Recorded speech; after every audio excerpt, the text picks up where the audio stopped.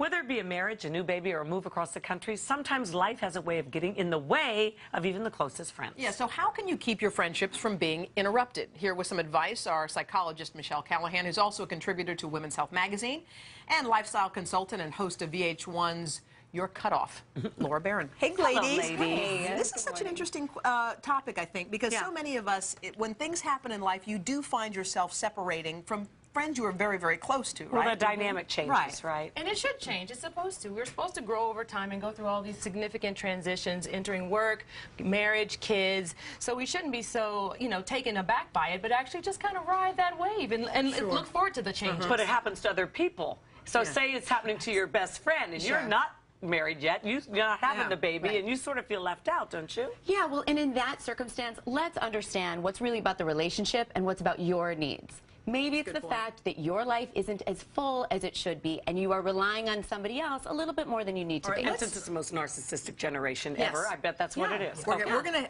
practical advice for people with real questions. So let's go to Cindy. She has a question for you guys. I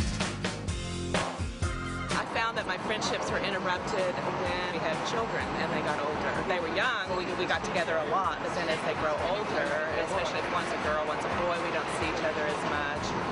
I have a friend who has twins, forget about it. We just never seem to get together. I try to call them when we were all so busy, we're working, it gets harder and harder. Exactly what Kat was just saying. A child comes into the picture, and then suddenly a friendship sort of falls apart. Sure, let's be honest about this. So these can easily be excuses.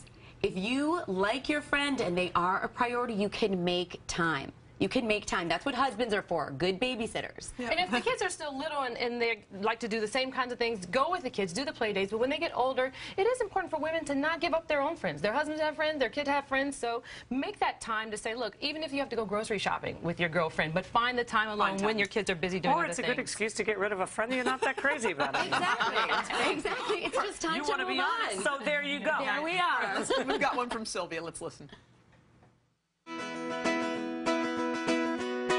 My best friend's here with me today, and we've been friends since we're 6 years old. An unfortunate situation happened. My mom passed away when I was in grade 10.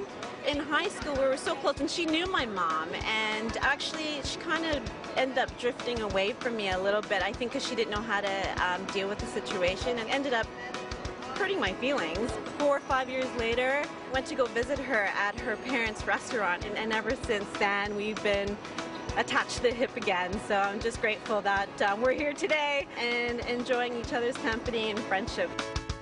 Thank God they repaired that, because I know people who that exact same thing has happened to, and once there's that big of a break, it's hard to reconcile, right? It is, and teen years are so volatile that it's great that she could forgive her friend for not being at a certain maturity level and not knowing how to handle the death of such a close, a parent figure for herself. So knowing, hey, it's okay, we went through this tough time, but we can get back together later and still make it work. Sure. Yeah, and let's make sure that this friendship right now is of a capable degree. So she needs to be able to say, you abandoned me. Like, if we're going to be friends again, these are my expectations. Hey, nobody said of you. abandoned. You are tough. But you are tough. But sometimes you just got to forgive somebody for just not being ready. Like you and your teens. Blew it. I think when you're so young, there's a lot of things you just don't know. She was going through her own kind of changes, and it's time to move on. You are a tough cookie. This one, I don't know. Yes, I agree that you can forgive. But let's be honest that if you're hurt, you need to be able to give yourself permission to express that. Right. In order to have a mature friendship now. Okay, agreed. All right, we've got another one. Let's listen. Take a listen. We met 5 years ago when I moved here, spring of 2005. We met through a mutual friend. I met her just at a club, randomly having fun. We always stayed in touch. We've always connected. We love fashion. We love the same types of food. And then when she got sick, I had to give her soup.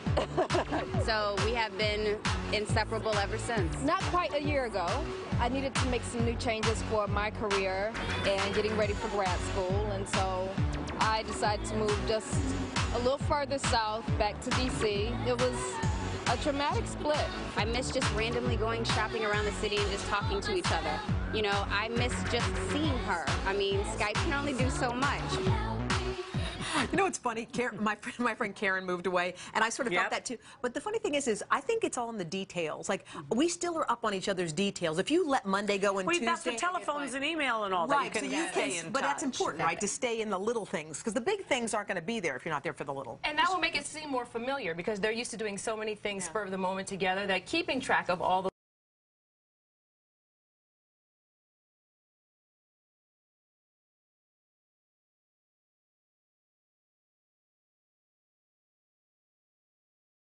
throw it over to your girlfriend. So have those mutual experiences so you don't have to sever those times and you don't have to fill your time with people you don't really want to hang out with. And the girls' getaway is a great idea. And a girl, make a girl. You do that a lot with Karen. Yeah, I do. You guys, thank you so much. Lovely to see you. Happy Memorial Day. Memorial Day. Enjoy your time. You need to chill out. Up next, coming up all the